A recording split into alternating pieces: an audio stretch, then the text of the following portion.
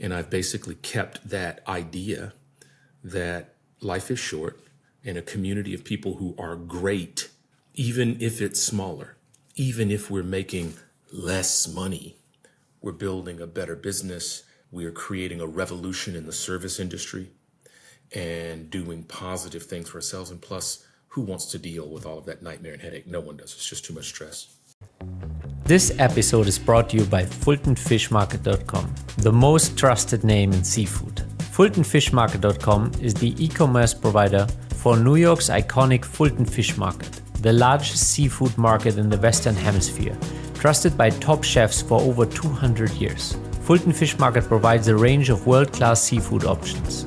FultonFishMarket.com can help you serve a wide range of customers, whether you serve high-profile individuals or just strive for culinary excellence. They deliver directly to your doorstep in all 48 contiguous states, providing a comprehensive selection of the finest seafood, from wild fish to caviar and shellfish. When it comes to seafood, FultonFishMarket.com is our go-to destination and the name we trust. Let's celebrate those who support us and dive into this episode of the Private Chef podcast with a taste of excellence and freshness. Visit www.fultonfishmarket.com to get 15% off your first order.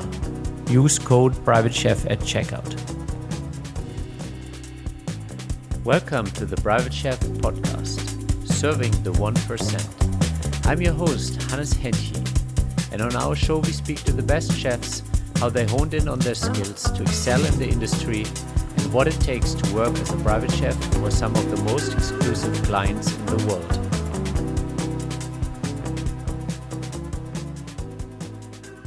Welcome back to the Private Chef podcast. I'm your host, Hannes Hennche, and today we have a truly extraordinary guest who has mastered the art of catering to the desires of the world's wealthiest people. The man who knows what the world's richest people want and how to get it.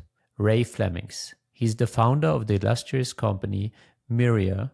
Rey Flemings has carved a niche, serving the creme de la creme ultra-high net worth individuals, those with net worth exceeding a staggering $30 million. With a decade of experience under his belt, Rey has become a true luminary in the world of luxury service, a go-to fixer for the global elite who yearn to turn their most audacious dreams into reality. His expertise in creating exceptional experience has made him a sought-after fixer for the global elite. Rey advocates for connecting with society's true gatekeepers to drive transformative change. Welcome to the show. Thank you for having me. As probably the one and only guest that can't actually cook, it's an honor. Well, occasionally we have different staff members from estates, or we have agents and stuff. So there's other people who don't know how to cook. But I think you have a unique skill set, which I think is what we would like to highlight today. And I wonder, where did that originally come from? Journey started in Memphis, and now you're working for the global elite. What happened in between? Steve Jobs has a famous quote that you can't connect the dots looking forward, you can only connect them looking back. So I had no idea, frankly, that I would wind up, sitting where I'm sitting, doing the things that I'm doing. But looking back on it, in hindsight, my life was always heading in this direction, right? It was my work or exposure to ultra high net worth individuals really started with a mentor. He had bought my company, and this is, let's call it mid-1990s. Mark Andreessen had not yet invented the web browser. And my mentor, many of his clients were ultra-high net worth individuals in the Mid-South and the Southeastern United States, some of the biggest names in that region. And he wanted, it was very important, presentations were very important to him. And I wound up running a presentation lab. Why do you need a presentation lab? Well, in, let's call it 96, a laptop was about the size of a piece of checked luggage. And there was no such thing as PowerPoint. There was no such thing as Keynote. These things did not exist. Digital photography, it had been invented, but it certainly was not popularized. No one owned a digital camera, right? So getting an image of the real world into a computer for a presentation, required real know-how and skill. I mean, it was a crazy Byzantine process that took tons of equipment and know-how. So I wound up running this presentation lab. Well, the presentations weren't just hard to make; they were also hard to present. Right? LEDs hadn't been invented. Television still had tubes in them. Right? And so to take a screen to a meeting to present it meant you needed a hydraulic flight case to lift this television out of a box. And just, it was crazy what we used to have to do to make a presentation. It was so complicated to present that my mentor was like, why don't you make the presentations? And so I spent about 3 years of my life literally making hundreds of pitches a year to the wealthiest families in the southeastern United States on esoteric tax matters and estate issues and all sorts of other things. And that was really my learning ground. And I had no idea, of course, at the time that work over and over again, having these highly detailed conversations with super successful people about their business, their dreams, their hopes, their fears, kind of where they want to go with these things would inform my future career. From there, I really led 2 careers, about half of which has been in early stage technology, where I've been a repeat founder, sold a company to Apple. And then I've been in the ultra high net worth space, working in the family offices of large touring celebrities and very wealthy families. And it was there really that I learned this, or had an observation really, that the A-list celebrities have access at a level that the rich don't. Even if the rich is far richer than the celebrity has way more access than the rich. And that idea just fascinated me. And it was the first time that I was exposed to the idea that money cannot buy everything. And ultimately, it led me to build a business, the predecessor to my current company called The Blue. We ran that company for over 5 years, generated about $60 million in top line revenue. And I knew that if we could build a business that big without technology, we could build an even bigger business, a global platform with tech. And we set out to do that about 2 years ago in Myria. And that's really my journey. Oh, it's very interesting. And I think where I would like to touch up on first is, the learning of giving hundreds of presentations also on those different topics, from tax efficiencies to things that rich do different. It's like a PhD in thinking like the rich that you absorb there. Yes. I mean, this was very much in the beginning. This was Ralph Macchio's character from Karate Kid, right? Wax on, wax off. He came to the old instructor saying, hey, someone just beat me up. I want to learn how to fight. And he's like, you want to learn how to fight? Wash these windows or fold these shirts or whatever it was, right? And he's like doing this, And so it didn't seem like this thing in the beginning. But of course, looking back on it, I couldn't have asked for a better, richer, or more important kind of formative years for the work that I do now. Yeah. So for the people that might not have the name, like, for example, when we watch The Last Dance with Michael Jordan, we see people like Leonardo DiCaprio in the locker room, because he can pull it off. But as you said, there's people far more wealthy than Leonardo DiCaprio who will not get access to their locker room unless maybe they have connections, something that they can pull off, strings that they can pull on. And how do you come into the picture here? So what's really happening, right? And it goes back to this idea that money cannot buy everything. Sure, a crazy experience might be expensive, but all rich people can afford to have a really expensive experience, but only a select few get to have those best of experiences like you were just highlighting, being in the Bulls locker room when Michael Jordan's winning a championship, right? That's a really, really special privilege. And so, the who gets chosen for those things, the determining factor is not how much money you have. The determining factor is your reputation and your character. And reputation is earned. It's not purchased. And so where we come in as a business, Myria has essentially a reputation score. We call it the Myria score. And as our members use the platform and act in a socially responsible way and are kind to people and enjoyable in social situations, their score rises, which of course makes it easier for a seller to say, this person is welcome in any room in the world. Conversely, as people are bad eggs and mean and pushy and obnoxious, those sorts of folks, their scores get lowered, and those people will not have access at the same level that people who are kind and generous have. This is a really interesting approach, and it's something that we debate a lot as private chefs with agencies, because there is this entire group of people who think that they're so obnoxiously rich they can treat anybody the way they want. And the reality is that agencies might play that game for some time because they're also getting their part of the check every single time they bring new stuff, and they might just like look the other direction despite them already knowing what the new candidate is headed for. So in that sense, this is actually very welcome. I just wonder how people will receive that. What has been the feedback so far? Do people engage in that? Or does it, when you explain this, for example, to somebody you're onboarding newly to the platform, do they kind of say, wait, I'm kind of a rotten apple anyway. I have no place on this platform? We hope that happens. We would like that rule or feature of our platform to perform exactly that role, right? We would hope that it weeds out the bad apples and there be a certain amount of self-selection.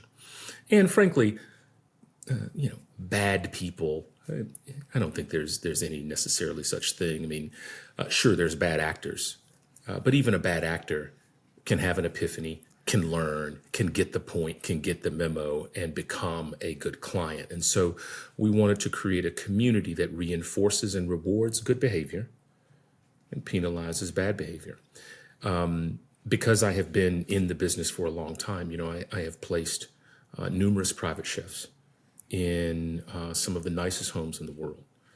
And, I'm proud to say that the vast super majority of human beings that I've ever worked with have been fantastic people. Yeah. Who care, who give back, who try, who are great bosses, who are kind to their staff. But let's say that I've been doing this on the service side 8 or 9 years.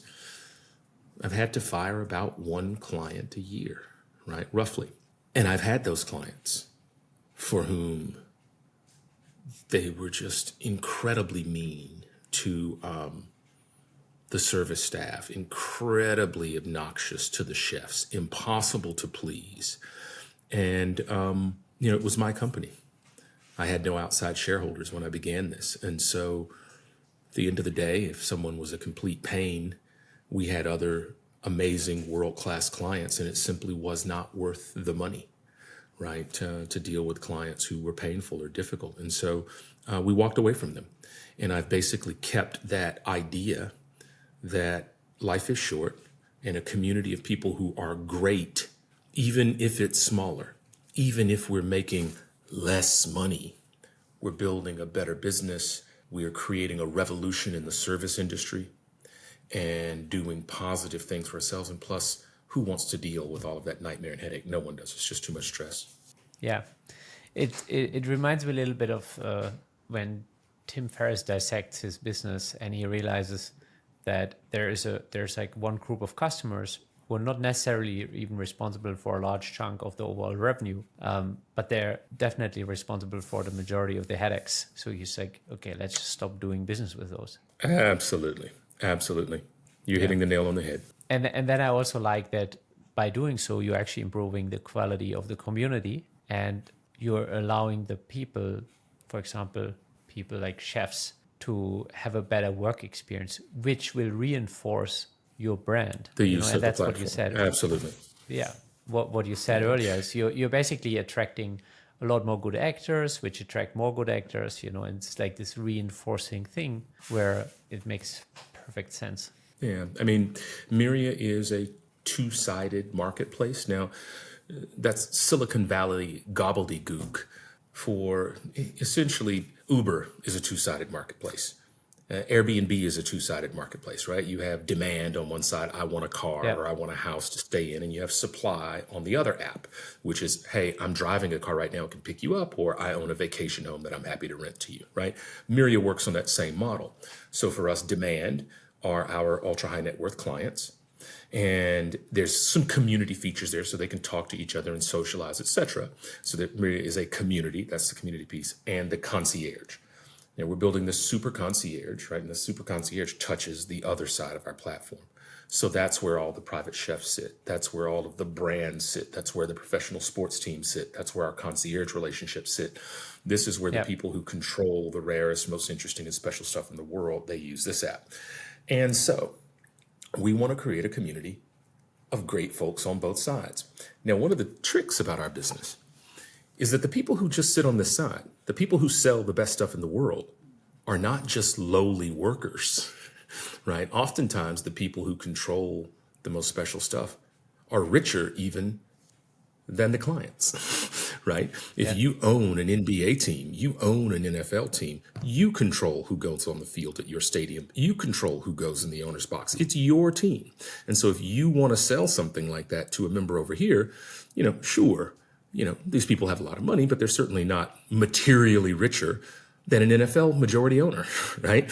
And even if they are materially richer, they're still the owner, right? And so it doesn't matter because they own the team and they control the stadium. And so, at Myria, these guys have got to be on great behavior. And if these people want to sell into our community, they can't be jerks either, right? They can't misrepresent anything. They can't bring our clients in and mistreat them, so forth and so on. And so we're just creating, hopefully, a virtuous loop where we have a community of great people who we have amazing clients over here. We have amazing access over here. And we just create a community where good things happen.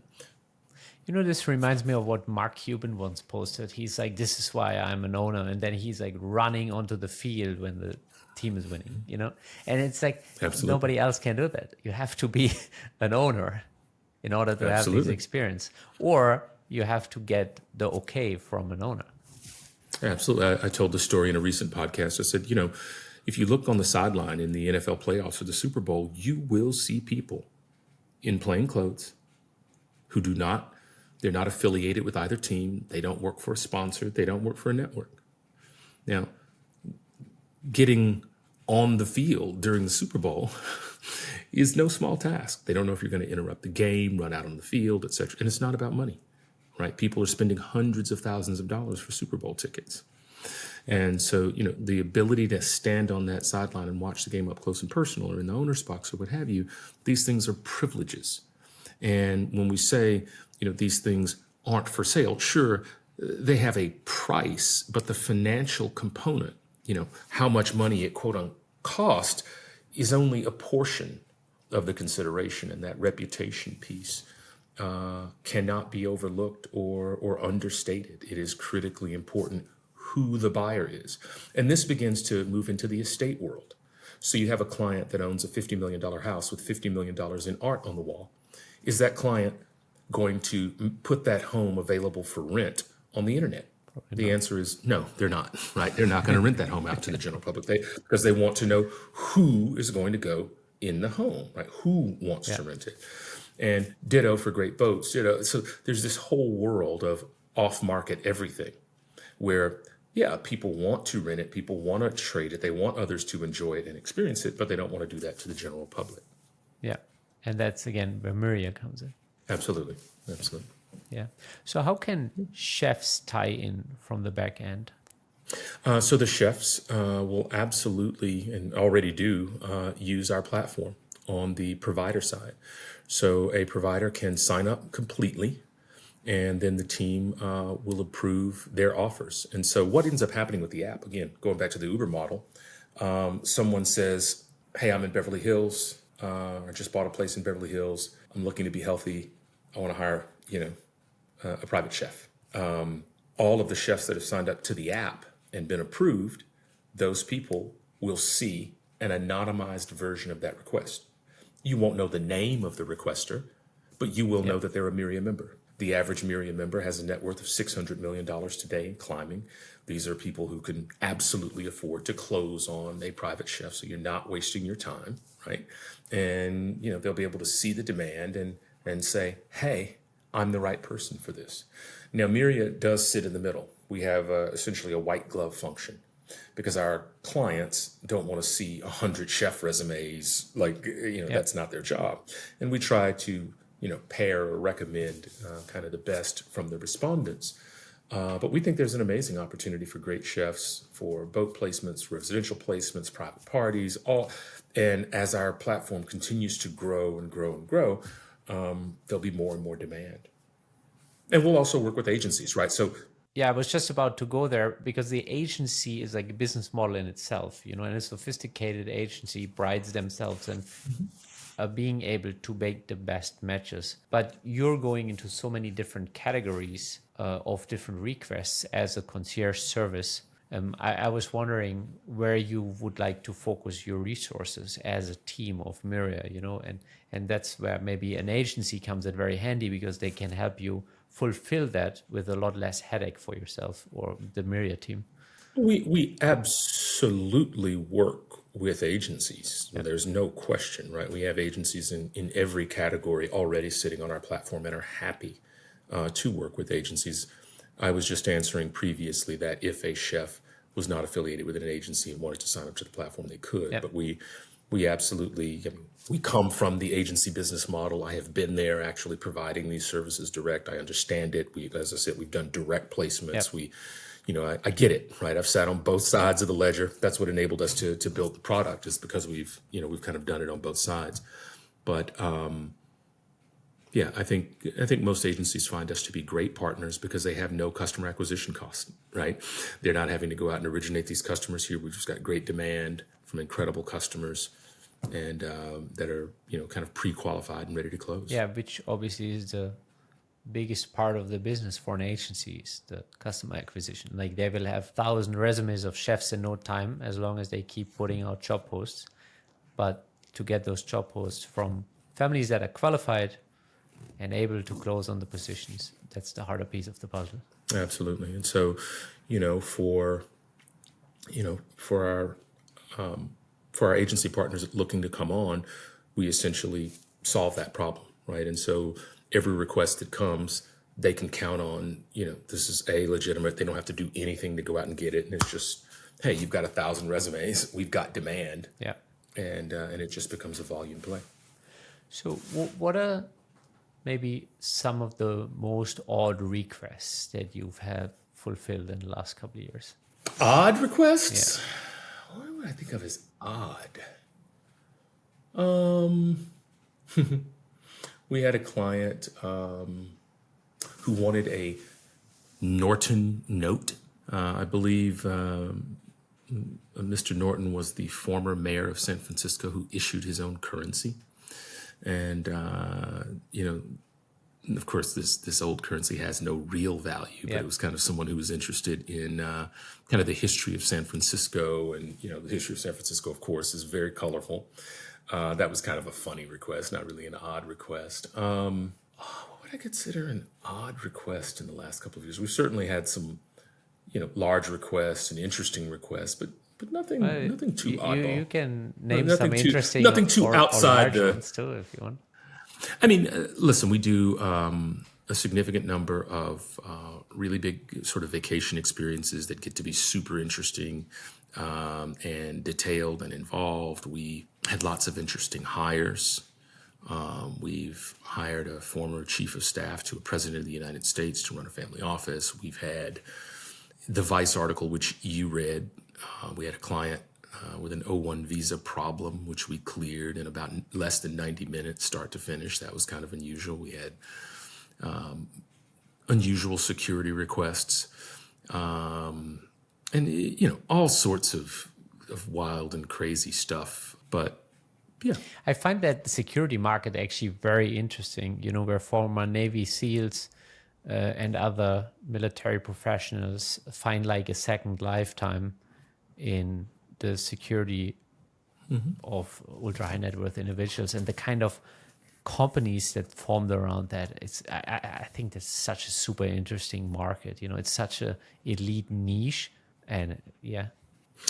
We had a client who does not normally have a security detail, and we had gone to Mexico, and we were staying in a very nice neighborhood, and let's just say we had to call security on an emergency basis, right? We had to fly in armed private security into a foreign country on like 12 hours notice to essentially extricate the client from a very difficult, very ugly situation while he was on a family vacation. His offending action was playing his music too loud in a vacation villa. But the person that he was staying next to was the sort of person that you don't upset in Mexico. And it was a real thing. And it was only resolved because the security group that we used was ex-Joint Special Operations Command and actually had a cell phone call placed to the cell phone of the person staying next to us from the Washington, D.C. area code, and asked them politely to stand down and stop what they were doing, stop threatening the client. So those special and kind of esoteric capabilities that you get into when you work with those folks can and has come in handy. And I'm kind of intentionally being vague so as to not upset or offend any of the parties that be. But yeah, some wild things can happen in that world. I think this is part of the mystic kind of sphere around rich people too, is that it's so much stays awake, and I never ever utter the name of my clients out loud. And it's like best practice. It shows that you have integrity. Like I'm actually, if chefs just give me straight up too much information, I know that they don't have the best interests of their clients or other staff members in mind, and they won't last in the industry, and it's not a good sign. So, it's part of the spiel in our industry to be awake. I do think it is important, like for an agency or for a platform to be able to evaluate the veracity of a client. Yeah, 100%. So when someone comes on and it's just like, hey, I've been in private service for such and such and so, but I can't tell you who, then we can't evaluate, the legitimacy of this, I meant more from a public domain. And so there's a give and take. Oh yeah, absolutely. Yeah, obviously, I think especially in that regard, everything has to be verifiable, and that's actually Absolutely. also a thing. There's nobody can work in this industry that doesn't have clean backgrounds. It's simply not possible. People won't tolerate it. Sorry for the interruption, but we gotta share the news with you. Nothing fishy from FultonFishMarket.com. They're delivering world-class seafood from New York City's legendary Fulton Fish Market straight to your door. Their fishmongers have helped countless chefs get what they need when they need it for over 200 years. Trusting FultonFishMarket.com means their experts work tirelessly to make your day run smoothly. Let your cooking skills shine and elevate your dishes with amazing seafood from FultonFishMarket.com. Yeah, we go so far as to actually perform pre-hire 50-state civil litigation. Everyone does criminal background checks, but we actually check for civil litigation. And the reason we check for it is because there are people in private service for whom it is part of their business model to go and work for someone incredibly wealthy, sensitive, accuse them of something, sue them, and settle out of court, and then do it again. Because if they put on their resume, hey, I work for, pick one of the 100 wealthiest people in America, the new prospective employer can't call that person on the phone and be like, hey, did they work for you? And it says it there, and I work for them. And they're essentially moving through the field, just shaking people down. Yeah. And so, we've long ago put a stop to that through the litigation checks. Very interesting point. This is, I guess, another negative part of the field is the kind of bad actors that are being approached from different angles that are trying to feed on it. And I think it also speaks to what you're building right now, which is bringing together a community of the best actors of all fields, everybody involved. Absolutely. And I really appreciate that part of it. So a different aspect of this is, so you're fulfilling the needs of people that are already living at the highest level, and if I look back at history, There's like 117 billion people that have been born since the beginning of Earth, and people you're serving, they're not just the 1% of the United States. They're like the 1% of the 1% of the 1% of the 1% of the 1%. And then in that, even more elite by getting the kind of access that you have. But at the end of the day, I know, because I've seen it over and over again, that if you at times look into their eyes and you actually ask them a genuine question, that there is a certain lack there, that you wouldn't see the kind of fulfillment that one would think, because they're on top of everything. They're on top of the world in so many ways. Well, yes. I mean, money does not buy happiness, no matter how much of it you have. Rich people get sad, depressed, and commit suicide just like poor people. Everyone wants to do the right thing, whatever that is, right? And the idea of the right thing is the zeitgeist. It's the idea of our era. And as Americans, we were born into a zeitgeist which said, go build a company, go get rich, go be a job creator, be the self-made man, whatever these things are. And, none of us created the idea of the age we were born in. We were born into it. Yeah. And, I'm referring to first generation people right now, people who go to work on Monday, even if they're super rich, right? They're building a business, they're operating. Most people in that position suffer from what we call the success condition. And it is that realization post-wealth event that you still have a lot of work to do. You've made the money, but the money doesn't come with happiness and contentment and, great home life and a healthy body and, kind of all of these things that you kind of think come with it. Like, well, I've made the money. Now it unlocks this magic land of happiness and, all the stuff that comes on the other side of money. And the truth is, there is no magorific happy ending, right? You are still a human. You've still got to work at it. And in fact, because you may have spent 14, 16, 18 hours a day chasing business or financial success, we all only get 24 hours a day. And if you've spent the super majority of your hours chasing this one thing, then you have done that at the expense of, or by neglecting, your own health, those you love. Your kids might not know who you are. You might be at the point of divorce. There's all of these things that, you've only got 24 hours. No matter how rich you are, you don't have any more than 24 hours in your day. Yeah. And if you spend, the bulk of yours saying, I'm building this great business. And when I say this, mind you, I'm talking to myself because I've been an entrepreneur my whole life. I'm guilty of this. So it's not like I'm pointing any fingers, right? And it is only on the other side of that, oh my gosh, I haven't been the father that I should have been. I'm not as healthy as I should be. All of those realizations kind of dawn on folks at some point. And then we see many of those people begin to focus on, leading more holistically better lives. And it's kind of, I see a lot of our clients kind of waking up from that hangover of the Horatio Alger, business billionaire, and saying, whoa, I want to be happy. And I want to build a better community, and I want to live, in a more calm way. And we see more and more people waking up to that. So if somebody comes to you and can't really put their finger on it yet, but you see it because you've also, to some degree, experienced yourself, how do you help them out of that? Yeah, so wealth has its own particular problem set. So we're all humans, and humans are humans, and we kind of know the wide range of crazy problems that all humans have, right? And on top of that problem set, wealth comes with kind of an additional set of problems.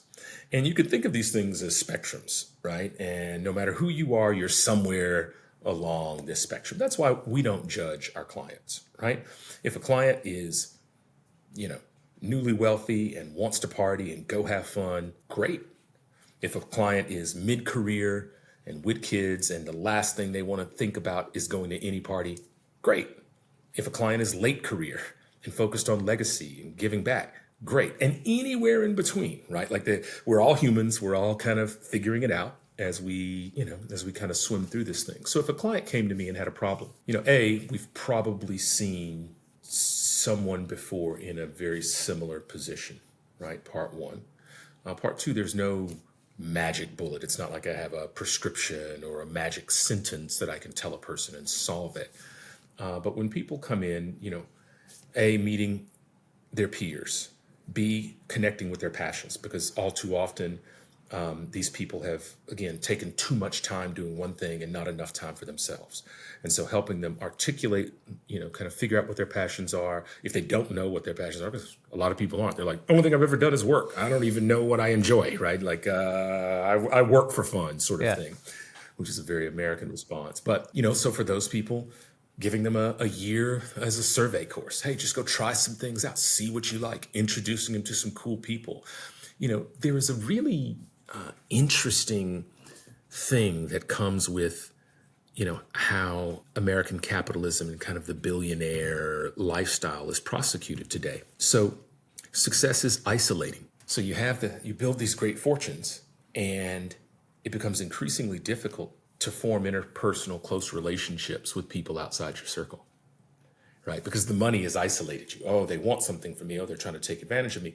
And that's not just paranoia. Oftentimes people are, right? And so they become increasingly more isolated and removed from general society. Well, there's a problem. Isolation is torture. If you go to a maximum security prison and you killed another prisoner, the punishment that you get, because you're already in jail, the punishment that they give you is to put you in solitary confinement, to isolate you from everyone else, right? And like, that's the last thing that anybody wants. It's like, oh, that's inhumane, right? Because even if I've killed someone, you shouldn't be isolated, right? And so like a feature of becoming globally successful is this sort of isolating thing. And I've got to tell you, I don't know a client that doesn't want to meet more people who they don't feel is trying to take advantage of them or want anything from. Like literally all of them want to meet more people, right? And so there's a social kind of need and a component to it. And I think this is also why we see kind of more and more extremely luxurious communities coming up, and I've worked at some of those for some of my clients, and they feel very comfortable being there. What seems to be public, but obviously it's a very small elite public, because everybody is kind of in their ball game, and there's nobody who would like threaten them in that sense, because they're all in the same league, and therefore they can open up a little bit more, and they can be a little bit more outgoing than in other places. Absolutely. Yeah, absolutely. Yeah, lots of those communities are springing up all around the world. Discovery Lands has obviously built a great business around the thesis that you're talking about. Yeah, and I think it's also around experiences, and that again is something that you're honing in on, is to create those exceptional experiences, because at the end of the day, after you've been able to pay for anything, it's only the experiences, those extraordinary experiences, that still give you a little something. And then you have to do the hard work, which is the realization that you spoke about. It's like, okay, now we finally realized that money can't buy us happiness, health, and that sense of fulfillment. And that's when they have to do the hard internal work. And I think this is from a life perspective, that's when it gets really interesting. Mm-hmm. Well, listen, I think you're absolutely right. I have to tell you that I think the caricature that modern media paints of the rich as these bad actors is overblown. Are there bad actors? Absolutely. But I think they are the exception, not the rule. If you read the press about the tech billionaire, or it's always this sort of James Bond supervillain patina where they're, they're raping and pillaging the masses. They're taking from everyone, and But it's a cheap narrative. I don't meet those people. Yeah.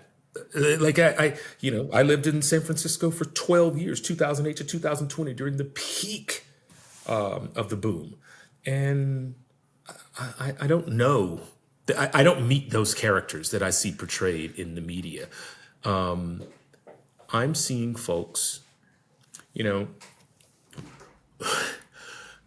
I see a lot of people trying to figure it out.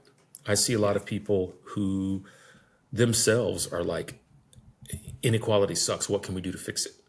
I see a lot of people willing to put their money where their mouth is. But the problems are very large. The systems are very big. And, if the world was so easy to lead in one direction or another, people have this Illuminati idea. There's this cabal of people that are just directing the world. The they you hear about so much. They're, if the world was so easy to just lead 8.5 billion people on a string, this direction or that direction, we wouldn't have any problems because, surely we would have led ourselves to some nice place. But the problem is 8.5 billion people all have different ideas and hopes and dreams and allegiances and nationalism and, and the reality is there is actually no one with their hand on the wheel. I actually think that's probably scarier than the conspiracy, frankly, right? We're all just kind of a giant hive of humanity. See, and it's not the rich doing it to anyone else. It's kind of all of us doing it to ourselves. And now this can get very somewhat philosophical, but I think it's very interesting because it has like that dynamic on its own, and while there's power players in the overall dynamic, there is no single power player. Like it's this like moving things. And yes, there's people who have status or influence or resources and are really, really deeply rooted and have leverage in the system. But there is no individual group that can really tip the whole thing from what I've seen. Well, so here's the real reality. I'll ask you a question. What is the global financial system based on? An idea. Most people would say money. Money is the idea. But the global financial system is not based on money. It's based, money's the idea, but it is based on trust, okay? The global financial system is based on the trust of the participants. Take the Federal Deposit Insurance Corporation. The FDIC has about $130 billion in assets, insuring about $20 trillion in deposits. 130 billion, insuring 20 trillion. That's like 0.6% of the dollars on deposit in American banks actually insured by the federal government. When trust breaks down, the system falls apart and your money is irrelevant at that point, right? And we have a situation in America right now where three people, the wealthiest three Americans, Elon, Gates, and Bezos, have more money than the poorest 165 million Americans. Three people have more money than 50% of the country. And the problem is getting worse. I don't know a rich person who thinks that's a great idea. Because at some point, the trust in the system erodes to a point that people are like, fuck it, I'm not going to participate in it. Yeah. And you see this happening throughout the countries with the tent cities sort of springing up, right? And sure, there are political people who are like, well, that's because of the policies of the left or the policies of the right, and everyone's finger pointing. But no. Don't be distracted. The real reason this is happening is because wealth is concentrating into too few hands too quickly. And as that continues to happen, at some point, you see people literally drop out of the system. They're like, I'm just not going to play this game. And you saw last month, it was reported, the greatest rise in essentially people dropping out of the system, the people who have, kind of moved into homelessness in the last 30 days than at any point in U.S. history. And so you see this acceleration of it. And what I think is in everyone's best interest is to avoid that breakdown in trust. Because if people can't earn a living wage, if people go and work 40, 50, 60 hours a week and still can't pay rent and feed their children, they're not going to go to work, right? Yeah. And because, at the end of the day, why go to work if you still can't eat? There's absolutely no reason for anyone to do that. And so we have got to solve for these big societal problems and stop pointing fingers at, well, it's the rich, or it's the Republicans, it's the Democrats, we have got to learn to be productive together as humans, or we will lose our opportunity to enjoy the wonderful world that we've built. Well said. Well said. And I think that's really is, the gap can't get too big, and people have to have a feeling of purpose and like they are able to win on their own terms, and that used to be the American dream, where a regular job would get you a house, a car, and you could have a small family vacation every year with your loved ones. And now the American nightmare is you're working 2 jobs or so, you're clocking 60 hours plus, you're commuting 10, 15 hours a week, and you barely put food on the table, and you're wondering where this is going. Absolutely, right? And so no one trusts anyone, and it all breaks down. Even if you're the super rich, okay? Even if you're at the top of that, okay, well, I've got quote unquote billions. The trust breaks down. Global, systemic financial collapse. Who's going to come fuel your jet up for you to escape? Yeah. Who's going to go to the air traffic control for you to take off? What pilot's going to leave their house and their kids to come fly you there? And where are you going to go, even if all of those things happened, right? Like, we are in this together, whether you like it or not, right? Yeah. There is no, this idea of, well, I'm a self-made man. There is no such thing as a self-made man. That doesn't exist. It's a fallacy. And we've got to get out of that idea because it's silly, it's wrong, and it contributes to this me thing. And we've got to start thinking more holistically. And I don't care, again, about your political views. The statements that I've made, social responsibility is not socialism.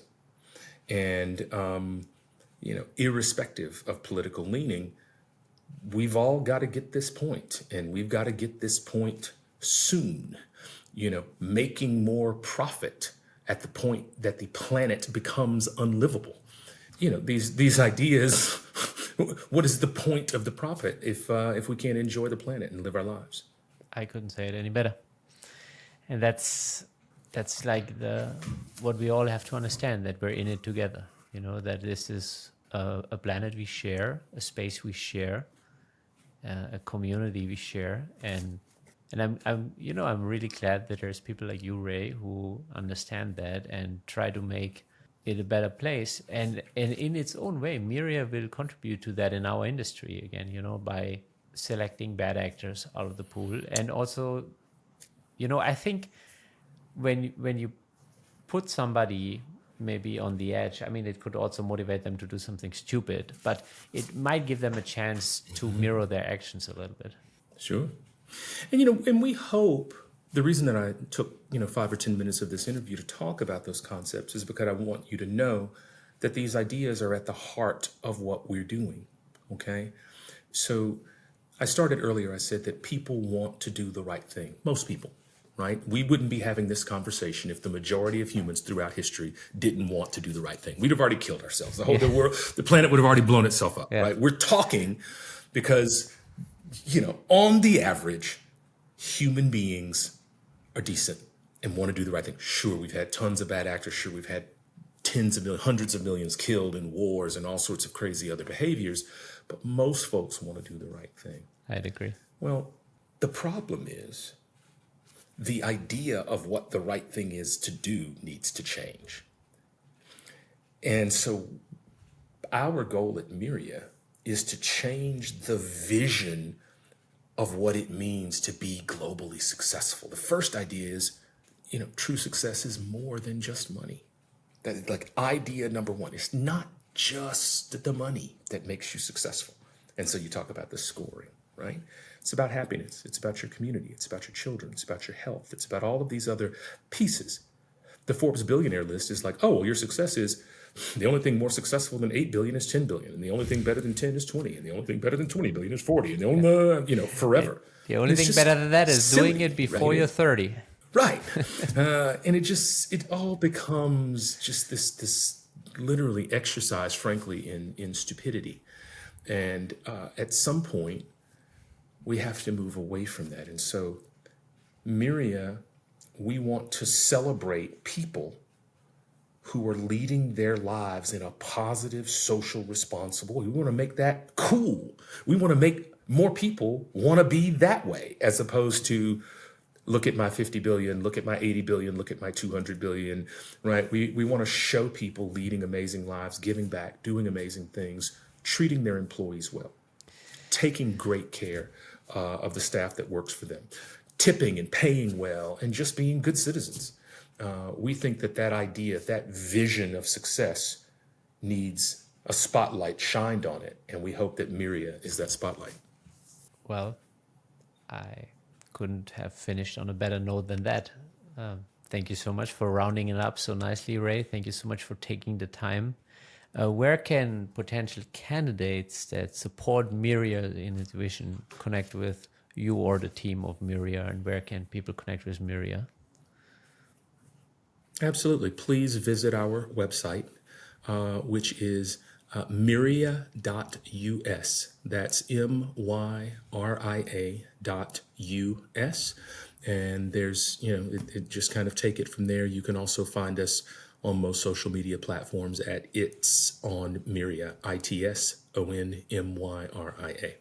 Awesome. And I'll also make sure to add all of that to the show notes and spread it with the community, because I'm really all about, shining light on the good actors in the industry, shining light on the best agencies and everybody who makes this space more worthwhile for everybody to work and find not only a pay and a good pay, but also the treatment and appreciation that they're looking for. And I feel strongly that you're part of that movement with us. Absolutely. And I really, really appreciate you inviting me and giving me an opportunity to tell our story. It's appreciated, and we are consider us a friend of yours and the show forever, and let us know how we can ever be helpful. I appreciate it very much. It's been an honor. It's been also very widespread and insightful. So I always appreciate a good conversation like that. Thank you so much, Ray. Thank you. We'd like to thank our sponsor, FultonFishMarket.com, the best seafood in the nation, trusted by the best chefs in the world. Aside from offering premium seafood, they also make life easier for you by delivering all these outstanding products right to your doorstep. Visit the official website, www.fultonfishmarket.com, and explore the incredible selection of seafood and let your clients experience quality that has captivated palates for generations. Use code PRIVATECHEF at checkout to get 15% of your first order.